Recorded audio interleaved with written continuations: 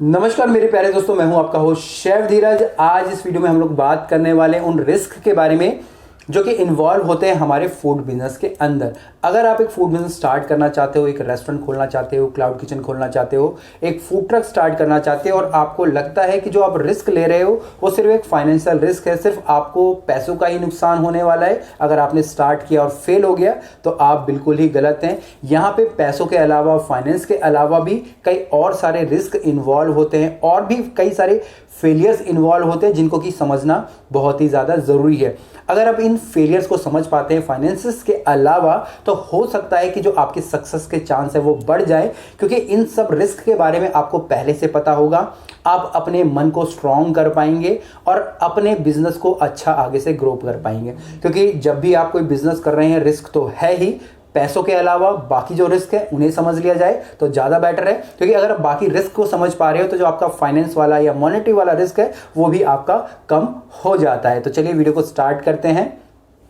सबसे पहला जो रिस्क है यहाँ पे वो है इमोशनल रिस्क। जी हाँ, इंसान एक इमोशन से भरा हुआ पुतला है। अगर आपके साथ कुछ अच्छा होता है तो आपको अच्छा लगता है, आपके साथ कुछ बुरा होता है आपको बुरा लगता है। उसी प्रकार से जब आप कोई बिजनेस स्टार्ट करते हैं, अगर वो सक्सेस हो गया तो बहुत ही अच्छी बात है, आप खुद भी खुश होंगे, मोटिवेट होंगे, आपके आजू बाजू वाले रिश्तेदार, पड़ोसी, आपके फैमिली मेम्बर्स, मम्मी डैडी भाई सब खुश हो जाएंगे कि भैया बंदा अच्छा कर रहा है, ग्रो कर रहा है। पर वहीं अगर आपका बिजनेस फेल होता है या फिर फेल भी नहीं होता पर आप उसमें ग्रो नहीं कर पा रहे हो, मॉनेटरी वाइज आप अच्छा नहीं कर पा रहे हो, तो आपके लिए एक सरदर्दी का कारण बन जाता है और आप कंप्लीटली इमोशनली ब्रेक डाउन हो जाते हो और आपको लगता है कि भाई मैंने गलती कर दी है। पैसे तो जा ही रहे हैं, साथ साथ आपका जो भी मोटिवेशन होता है वो डिमोटिवेशन में बदल जाता है, आपके मोरल डाउन हो जाते हैं।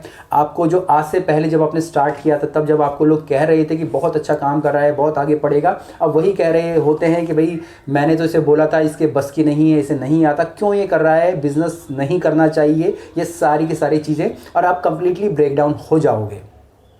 वहीं अगर आपको ये सारी चीज़ें पहले से ही मालूम होगी, इमोशनल रिस्क के बारे में आपको मालूम होगा, तो आप इन सब चीज़ों को हैंडल कर पाओगे। क्योंकि बिजनेस, जैसे कि मैंने बोला, बिजनेस एक रिस्क ही है। यहाँ पे अगर आप इमोशनली चीज़ों को हैंडल कर पाओगे, टैकल कर पाओगे, क्योंकि सब कुछ जो कंट्रोल होता है आपके माइंड से ही कंट्रोल होता है। क्योंकि बिजनेस कभी भी बदल सकता है, हो सकता है कि आज सेल्स नहीं हो रही है, कल दूसरे ही दिन आपकी हज़ारों की सेल्स हो जाए और बिजनेस फिर से पटरी पे आ जाए। पर अगर आप फेल हो रहे हैं, उससे कैसे उभरना है, अगर वो आपको पता है, लोग क्या कहेंगे इसकी आप चिंता नहीं करते हैं, तो आप बिजनेस में जरूर सक्सेस हासिल कर पाएंगे। तो जो पहला रिस्क है या जो पहले फेलियर का डर है वो है हमारा इमोशनल फेलियर या इमोशनल रिस्क। दूसरा रिस्क यहाँ पे जो है फाइनेंस का रिस्क है, मॉनेटरी रिस्क है, जो कि सबसे ज़्यादा इंपॉर्टेंट है। सबसे ज़्यादा यहाँ पे हमें जो खोने का खतरा होता है वो अपने पैसों का होता है, जो कि हमने अपनी बड़ी ही खून पसीने से मिल के कमाया होता है। और यहाँ पे चाहे वो 1 लाख रुपए हो, 10 लाख रुपए या 1 करोड़ रुपए हो, सबके सब महत्वपूर्ण हैं। तो जो भी आप काम करने की सोच रहे हैं उसे अच्छे से कैलकुलेट कीजिएगा, क्योंकि कैलकुलेटेड रिस्क लेना ही सबसे अच्छा रहता है। आपको पूरे के पूरे फाइनेंसेस मालूम होने चाहिए, कहाँ पैसा आता है, कैसे आता है, कहाँ से टीम हायर करी जाती है, इक्विपमेंट क्या होता है, फूड कॉस्टिंग, मैन पावर, ये सारी की सारी चीज़ों के बारे में आपको पता होना चाहिए। तभी जाके आप रिस्क लें, फाइनेंशियली रिस्क लें।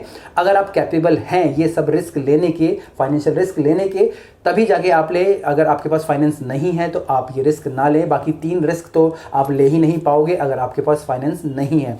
तो फाइनेंशियल जो रिस्क है वो भी बहुत ही ज़्यादा इंपॉर्टेंट हो जाता है। इसके बाद जो तीसरा रिस्क है वो होता है हमारे टाइम का रिस्क। आपको लगता है कि आपने बिजनेस स्टार्ट कर दिया, आप सिर्फ पैसे ही आपके जा रहे हैं, पर ऐसा नहीं है। आपका वहाँ पे जो रिस्क है वो टाइम का भी रिस्क है। टाइम से रिस्क का मतलब है अगर आपकी एज 21 साल है या 25 साल है, अगर आप बिजनेस कर रहे हैं तो वो टाइम आप दे रहे हैं। हो सकता है कि उसमें सक्सेस हासिल करने में आपको 2 साल लग जाए, 4 साल लग जाए, या फिर आप सक्सेस हासिल ही ना कर पाए। पर वहीं वो समय अगर आप कहीं नौकरी कर रहे होते तो एटलीस्ट आपको उसके बदले कुछ पैसे मिल रहे होते, आपका घर चल रहा होता। पर यहाँ पे बिजनेस में आप सिर्फ पैसे दे रहे हैं, लोगों को एम्प्लॉयमेंट दे रहे हैं और आपके हाथ में कुछ नहीं आ रहा है। तो सिर्फ ये सोचना कि आपको सिर्फ पैसों का नुकसान होगा, यहाँ पे आपको समय का नुकसान हो रहा है, आपकी उम्र निकलती जा रही है और आपके हाथ में कुछ नहीं आ रहा है। तो ये जो टाइम का जो रिस्क है या टाइम का जो फेलियर है, टाइम को आपको समझना बहुत ही ज़्यादा ज़रूरी है। इसके बाद जो फाइनल जो सबसे लास्ट रिस्क है वो है हमारे कैरियर का रिस्क। जी हाँ, कैरियर का रिस्क आप लोगों ने देखा होगा, कोई इंजीनियरिंग बैकग्राउंड से होता है, कोई डॉक्टर होता है, हम लोग अलग अलग फील्ड से होते हैं, हॉस्पिटैलिटी के फील्ड से होते हैं और हम ये बिजनेस स्टार्ट करने लग जाते हैं। हम लोग जो एग्जिस्टिंग हमारा कैरियर था, जिसके बारे में हमें ऑलरेडी बहुत ही कुछ मालूम था, हम वो फील्ड छोड़ के एक ऐसा फूड बिजनेस का फील्ड पकड़ लेते हैं जिसमें कि हमें कुछ नहीं मालूम है। तो यहाँ पे जो हमारे रिस्क के चांसेस होते हैं वो ज़्यादा बढ़ जाते हैं, क्योंकि कैरियर तो आप अपना जो पुराना वाला था वो छोड़ रहे हैं, आप एक नए फील्ड में इन्वॉल्व हो रहे हैं और वहाँ पे आपने जो भी पुराने कैरियर से, पुराने फील्ड से पैसा कमाया है वो सारा का सारा आप लोग यहाँ लगा रहे हैं। साथ साथ बाकी की चीज़ें, आपके इमोशंस, आपका टाइम, आपके पैसे, सब के सब आप यहाँ पे इन्वॉल्व कर रहे हैं। तो यहाँ पे जो आपका कैरियर होता है वो भी दांव पे लग जाता है, क्योंकि ऑलरेडी अगर आप एग्जिस्टिंग कैरियर अच्छा नहीं कर रहे हैं और वही छोड़ के आप दूसरा कैरियर अपनाना चाहते हैं, दूसरे फील्ड में आना चाहते हैं, तो पहले फील्ड में तो आप फेलियर हो ही चुके हैं मेरे हिसाब से, समाज के हिसाब से। और दूसरे फील्ड में अगर आप जाते हैं और वहाँ भी आप फेल हो जाते हैं तो दोनों तरफ से आप फेलियर हो जाते हैं। तो यहाँ पे आपके कैरियर भी एक तरीके से रिस्क पे आ जाता है, आपका कैरियर भी आपका एक दांव पे आ जाता है।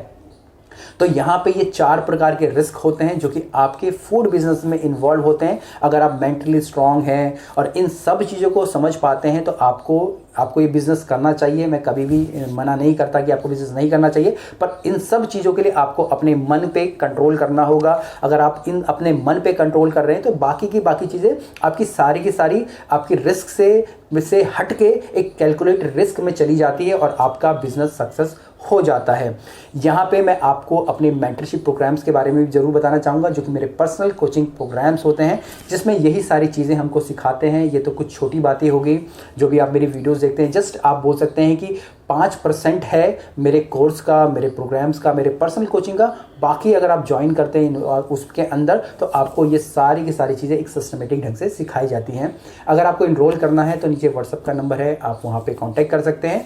बाकी नहीं भी आपको इनरोल करना है तो जो चैनल पे लगभग यहाँ पे 1400 प्लस वीडियोज़ है, आप उन्हें देख के अच्छी जानकारी ले सकते हैं अगर आप कोई अपना बिजनेस स्टार्ट करें।